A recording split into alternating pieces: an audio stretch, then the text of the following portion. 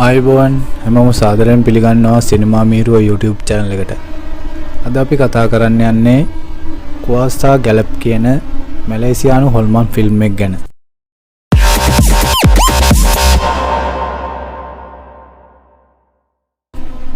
එකක් ඇක්සිඩන්ට් වෙලා පෙරලිලා තියෙන සීන් එකකින් තමයි ෆිල්ම් එක පටන් ගන්නෙ. ඇක්සිඩන්ට් වෙච්ච කාර් එක ඇතුලෙන් එළියට බහින තෝමස් දකිනවා කාර් එකේ හිටපු තමන්ගේ අම්මා වගේම නංගි වාහනයෙන් එළියට විසික් වෙලා පාර මැද්දේ මැරලා වැටිලා ඉන්නවා. ෆිල්ම් එකේ සීන් එක අනාගතයට අරගෙන යනවා. ඒ වෙනකොට තෝමස් හැමදේම අතහැරලා දාලා ෆාදර් කෙනෙක් විදිහට පල්ලියක තමයි ඉන්නේ. පල්ලියේ නායක පියතුමා ගාවට යන තෝමස් මට ඉල්ලා අස්වෙන්න ඕනේ කියලා පියතුමාට කියනවා. තෝමස් ඔයා මේක හොඳට කල්පනා කළාද? තව ටිකක් හිතලා බැලුවොත් මොකද? තෝමස් කියලා පියතුමා තෝමස්ගෙන් අහනවා. මම තීරණය කළා ඉවරයි පියතුමා කියලා තෝමස් පියතුමාට ආයෙම කියනවා. ෆිල්ම් එකේ සීන් එක මායා පැත්තට අරගෙන යනවා. තමන්ගේ මහත්තයා නැති වෙලා ඉන්න මායා තවත් පිරිමි කෙනෙක් එක්ක යාළු වෙලා ඉන්නේ. මායාට ඒ වෙනකොට කයිලා කියලා ලොකු දුවෙකුත් ඉන්නවා. කයිලා තමන්ගේ අම්මා තව කසාදයක් කරගන්නවට කැමති නැහැ. ඒ වුණාට කයිලාගේ අම්මා කයිලා කියන දේ අහන්නේ නැහැ. මායා තමන් යාළු වෙලා ඉන්න පිරිමි කෙනත් එක්ක පල්ලියකට ඇවිත් ඉන්නේ. මායා කයිලාට කතා කරලා කයිලා පල්ලියට එනවද කියලා අහනවා. අම්මා යාළු වෙලා ඉන්න මිනිස්සයා හොඳ කෙනෙක් නෙවෙයි කියලා කයිලා දන්නේ හින්දා කයිලා පල්ලියට එන්නේ නැහැ. ඊළඟට ෆිල්ම් එකේ සීන් එක කයිලා පැත්තට අරගෙන එනවා. කයිලා තමන්ගේ හොඳම යාළුවා වෙන ප්‍රිසින්ලා එක්ක රෙස්ටුරන්ට් එකේ කෑම ගන්න ගමන් තමයි ඉන්නේ. කයිලාගේ අම්මා පල්ලියට එන්න කියලා කෝල් ගත්තත් කයිලා අම්මගේ ෆෝන් ආන්සර් කරන්නේ නැහැ. තමන්ගේ අම්මා වෙන කෙනෙක් එක්ක යාළු වෙලා ඉන්නවා කියලා කයිලා ප්‍රිසින්ලාට කියනවා. ඒ වගේම මගේ තාත්තා හිටියනම් අම්මා මේ විදිහට හැසිරෙන්නේ නැහැ. මගේ තාත්තා මැරලානේ. මම කොහොමද එයාගෙන් උදව් ඉල්ලන්නේ කියලාත් ප්‍රිසින්ලාට ඒ වෙලේ කයිලා කියනවා. මට අදහසක් තියෙනවා. අපි එයාගේ ආත්මයක් ඇඳවමු. මම දන්නවා කරන විදිහ කියලා කයිලාට ප්‍රිසින්ලා කියනවා. රෙස්ටුරන්ට් එකෙන් එළියට එන දෙන්නා වාහනේ අරගෙන කයිලාගේ තාත්තගේ මිනිවල ගාවට යනවා. ප්‍රිසින්ලා වැඩේට ඕන බෝනික් එකකුත් අරගෙන ඇවිත් තමයි තියෙන්නේ. තාත්තගේ මිනිවල උඩ බෝනික්ක ගහලා දෙන්නා තාත්තට කතා කරන්න පටන් ගන්නවා.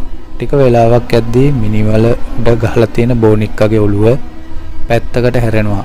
ඒක දැකලා දෙන්න හොඳටම බය වෙනවා. කනත්ත බලා ගන්න මිනිස්සයා ඒ එක්කම එතනට ඇවිත් දෙන්නට යන්න කියනවා.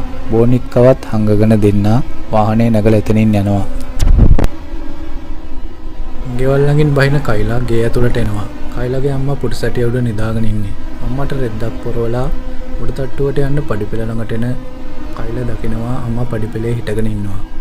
පුටුසැටියේ හිටපු අම්මා පඩිපෙළ ගාව ඉන්නවා දකින්න කයිලා බය වෙලා ආයෙම පුටුසැටිය දිහා බලනවා. අම්මා පුටුසැටියේ නිදාගෙන ඉන්නේ. ආයෙම පඩිපෙළ දිහා කයිලා බලද්දී පඩිපෙළේ කවුරුත් නැහැ කියලා දකින්න කයිලා හොඳටම බය වෙනවා. පහුවෙනි දවසේ උදේ සීන් එකට ෆිල්ම් එක ආයෙම ගෙනියනවා. ඒ වෙනකොට සෝහනට අරන්ගේ බෝනික්කා කයිලා ළඟ තමයි තියෙන්නේ. බෝනික්කාව අතට ගන්න කයිලා බෝනික්කාව කුණු බක්කේට දාලා ඉස්කෝල් යනවා. තෝමසුත් කයිලාගේ ඉස්කෝල් එකේ ගුරුවරයෙක් හැටියට වැඩ කරනවා. කයිලාට උදේ ඉස්කෝල් එද්දී තෝමස්වත් හම්බ වෙනවා. ක්ලාස් රූම් එකට කයිලා එද්දී ප්‍රිසින්ලා ඇවිත් ඉන්නේ. ප්‍රිසින්ලාගේ වෙනදා නැති වෙනසක් දකින කයිලා ප්‍රිසින්ලාගෙන් ප්‍රශ්නේ මොකක්ද කියලා අහනවා. තමන්ට ප්‍රශ්නයක් නැහැ කියලා තමයි ප්‍රිසින්ලා එතනදි කියන්නේ. ස්කූල් ගිහින් ආපු කයිලා දකිනවා තමන් උදේ විසික් කරපු බෝනික්කා ආයෙම තමන්ගේ කාමරේ තියෙනවා. ඒ බෝනික්කාව ගන්න කයිලා ආයෙම ගිහින් ඒ බෝනික්කාව කුණු බක්කියට දානවා. එම ෆිල්ම් එක එදාම රෑ සීන් එකකට අරගෙන එනවා. කයිලා තමන්ගේ කාමරේ නිදාගෙන ඉන්න අතරේ සුදු ඇඳගත්ත හොල්මනක් කයිලා දිහා බලාගෙන ඉන්නවා. ඉදිලි කොටනවත් එක්ක කයිලාට හැරෙනවා. කයිලා වටපිට බලනවා. කයිලාට දැනෙනවා කාමරය ඇතුලේ කවුරු හරි ඉන්නවා. ඇඳේ උඩ පැත්තට හැරෙන කයිලා දකිනවා තමන්ගේ ඇඳ උඩින්ම තමන් දිහා බලාගෙන හොල්මන ඉන්නවා. බයට කයිලා කෑ ගහනවත් එක්කම කයිලා ළඟට ලං වෙන හොල්මන තමන්ගේ කටේ තියෙන දෙයක් කයිලාගේ කටට යවනවා. කයිලා කෑ ගහන සද්ද ඇහෙන අම්මා කයිලාගේ කාමරයට එනවා. ඒ වෙනකොට කයිලා හිටගෙන බිත්තිය දිහා බලාගෙන ඔයාලා ඔක්කොම පව්කාරයෝ කියලා දිගටම කියන ගමන් ඉන්නේ. කයිලා ළඟට එන කයිලාගේ අම්මා දැන් ඕක නවත්තන්න කියලා කයිලාට කියනවා. කයිලාට සිහිය එන්නේ එතනදී. පහුවෙනි දවසේ කයිලාගේ අම්මා කුස්සියේ උයන වෙලේ ඉස්කෝල් යන්න ඇඳගෙන කයිලා අම්මා ළඟට එනවා. අම්මා දිහාම බලාගෙන ඉන්න කයිලා ඇපල් ගෙඩියක් අරගෙන එතනින් යනවා. අම්මටත් කයිලාගේ වෙනසක් එතනදී තේරෙනවා. ස්කූල් එක ඇතුළට එන කයිලා තමන්ගේ පන්තියට යන ගමන් ඉද්දී කයිලා දකිනවා හොල්මන තමන්ගේ දිහා බලාගෙන ඉන්නවා. එතනදිත් හොඳටම බය වෙන කයිලා ක්ලාස් රූම් එකට ඇවිත් ඉඳ ගන්නවා. ඒ වෙනකොට කයිලාගේ මූණත් වෙනස් වීගෙන එන්නේ. ලෙඩක් හැදුණු කෙනෙක්ගේ මූණක් වගේ තමයි හැමෝටම පේන්නේ. කයිලාගේ ක්ලාස් එකට එන තෝමස් කලින් දවසේ රෑ ප්‍රිසින්ලා මැරුණා කියලා ක්ලාස් එකේ ළමයිට කියනවා. තෝමස් කයිලාව ප්‍රින්සිපල්ගේ කාමරයට එක්කයි යනවා. ප්‍රිසින්ලාට මොනවා හරි ප්‍රශ්නයක් තිබුණාද කියලා කයිලාගෙන් ප්‍රින්සිපල් අහනවා. එහෙම මොකුත් තිබුණ නැහැ කියලා අඬන ගමන් කයිලා උත්තර දෙනවා. තෝමස් එක්ක සිස්ටර් කෙනෙක් කයිලාව වාහනේ දාගෙන ගෙදරට එක්කගෙන එන සීන් එකක් ෆිල්ම් එකේ ළඟට පෙන්නනවා. එහෙමන අතරේ හයියෙන් hina වෙන්න පටන් ගන්න කයිලා තමන්ගේ ඔළුවෙන් වාහනේ වීදුරුවට ගහන්න පටන් ගන්නවා. වාහනේ නවත්තන තෝමස් බැහැලත් ගිහින් පිටිපස්සේ දොර ඇරලා කයිලාව නවත්තන්න හදනවා. කයිලා මොකද්ද ප්‍රශ්නේ කියලා තෝමස් කයිලාගෙන් අහනවා. තෝමස් දිහා දිගටම බලාගෙන ඉන්න කයිලා තමුසේ මහා කපටියෙක්. ඔයාගේ දෙවියන්ට මේ දරුවා බේරගන්න පුළුවන් කියලා හිතනවද කියලා තෝමස්ගෙන් අහලා අයියෙන් hina වෙනවත් එක්කම කයිලාට සිහිය නැති වෙනවා. ප්‍රධාන ප්‍රියතුමා ගාවට එන තෝමස් කයිලාට උන දේ ප්‍රියතුමාට කියනවා. ඔයා කියන විදිහට කයිලාට සෞඛ්‍ය ප්‍රශ්නයක්වත් මානසික ප්‍රශ්නයක්වත් නෙවෙයි තියෙන්නේ.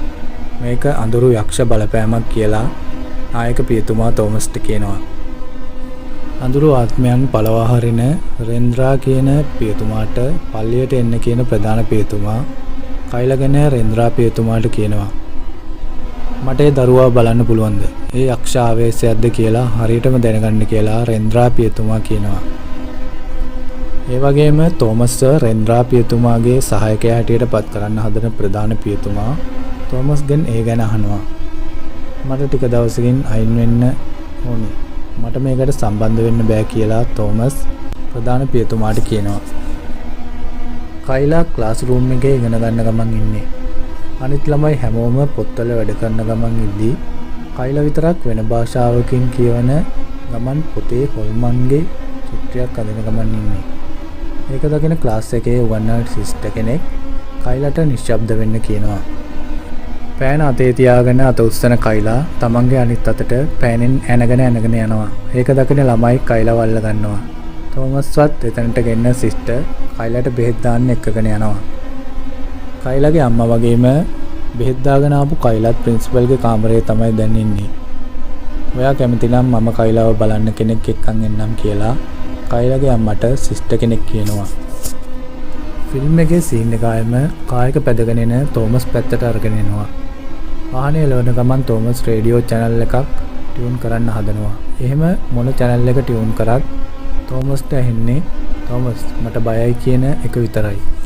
ඒකම වාහනේ පිටිපස්සෙන් තෝමස් ගාවට ඔළුව දික් කරන හොල්මන මාත් එක්ක ඉන්න කියලා තෝමස්ට කෑ ගහනවා.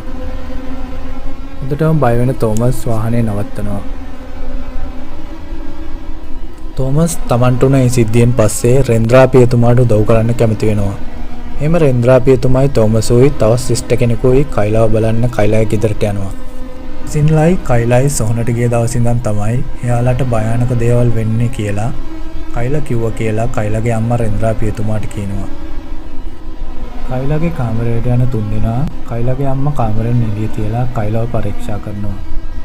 කයිලාගේ ඔළුවෙන් ශුද්ධ රෙදි කෑල්ල තියෙන රෙන්ද්‍රා පියතුමා මන්තර කියන්න පටන් ගන්නවත් එක්කම කයිලාගේ හැසිරීම වෙනස් වෙන්න පටන් ගන්නවා.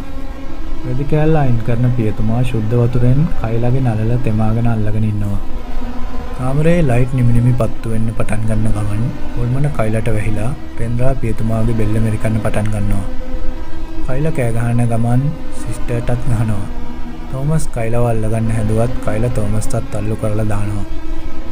කයිලාගේ සද්ද අහගෙන ඉන්න කයිලාගේ අම්මා ඉවසන්න බැරි මෙතන කාමරය ඇතුළට එනවා. ඒ වෙද්දි කයිලා රෙන්ද්‍රා පියතුමාගේ බෙල්ල මෙරිකගෙන තමයි ඉන්නේ. තමන් ළඟ තියෙන ශුද්ධ වතුර එක කයිලාගේ අම්මා තෝමස්ට විසික් කරනවා. ඒක අල්ලගන්න තෝමස් වතුර වලින් කයිලාට දමලා ගහනවා. කයිලා කෑ ගහන්න පටන් ගන්නවා.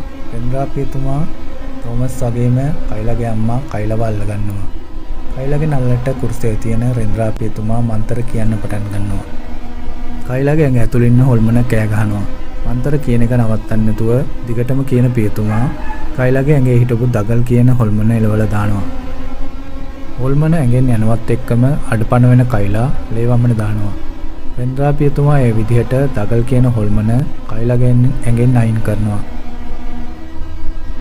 කයිලාගේ අම්මා කයිලා එක්ක නිදාගෙන ඉන්න සීන් එකක් ඊට පස්සේ පෙන්නනවා. ඒ නිදාගෙන ඉන්න අතරේ නැගිටින කයිලා ජනේලේ ගාවට වෙලා බලාගෙන ඉන්නවා අම්මා දකිනවා. කයිලාට අම්මා කතා කරාම කයිලා ඇඳට එනවා. අම්මට තේරෙනවා කයිලාට තාම හොඳටම සනීප වෙලා නැහැ වගේ කියලා. රෙන්ද්‍රාපියතුමා හම්බෙන කයිලාගේ අම්මා මට හිතෙන්නේ තාමත් කයිලාට සනීප වෙලා නැහැ වගේ කියලා රෙන්ද්‍රාපියතුමාට කියනවා. මම කයිලාගේ කාමරෙන් ජලන්ගුන් එකක් හොයාගත්තා. මට තාමත් බයක් දැනෙනවා කියලා කයිලාගේ අම්මා එතනදී පියතුමාට කියනවා.